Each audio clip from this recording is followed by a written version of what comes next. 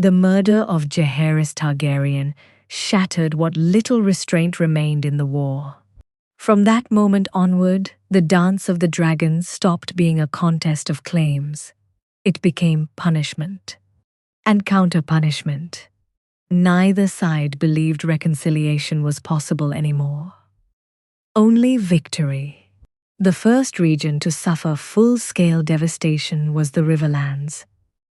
Because of its central position, both factions sought control over it. Armies marched through its fields. Castles changed hands repeatedly. But the true terror came from the sky. Dragons circled above ruined keeps. Entire garrisons were burned before they could form ranks. No lord could hold land for long. The Riverlands became less a kingdom and more a battlefield.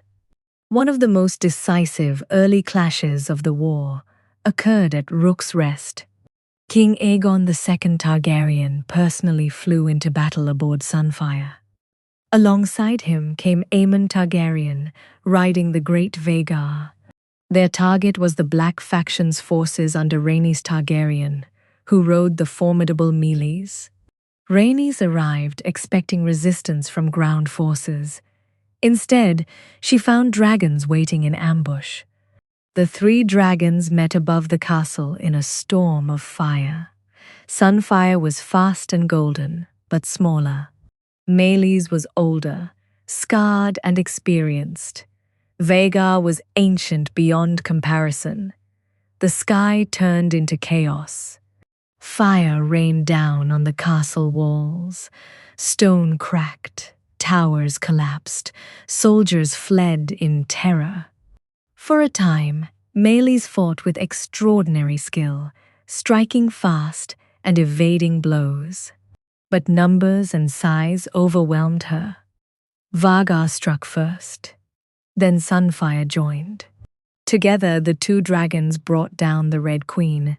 Meleys fell from the sky, and with her, so did Rhaenys Targaryen. Rhaenys' death sent shockwaves across Westeros. She had been one of the most respected members of the royal family. A calm voice in a violent dynasty. Her fall marked a turning point. Now, even the older generation of Targaryens was dying in fire. There were no more moderating voices left, only heirs, only war. King Aegon II survived the battle, but barely. Sunfire was gravely injured, and the king himself was burned and broken. He withdrew to the Red Keep. There he became increasingly isolated, paranoid, in pain, unable to ride his dragon or lead his armies. Yet he still refused to surrender. His hatred for Rhaenyra only deepened, and his determination to win the war hardened into obsession. While the Greens suffered losses, the Blacks gained momentum. Daemon Targaryen led brutal campaigns in the Riverlands.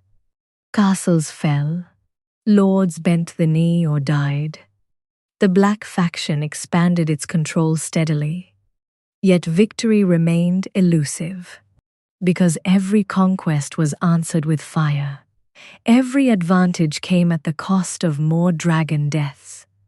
One by one, dragons began to die, some in battle, some through exhaustion, some through injuries they could not recover from. Each loss was catastrophic. Dragons were not just weapons. They were irreplaceable symbols of power. As they died, so did the myth of Targaryen invincibility. Westeros was learning a terrifying truth. Dragons did not guarantee victory. They guaranteed destruction. From Dragonstone, Rhaenyra Targaryen finally acted decisively. With support from the Velaryon fleet and loyal bannermen, she prepared to take King's Landing itself. Her goal was no longer negotiation, it was conquest. If the Greens would not yield, then she would take the Iron Throne by force. The war was approaching its final, most devastating phase, and neither side was prepared for what came next.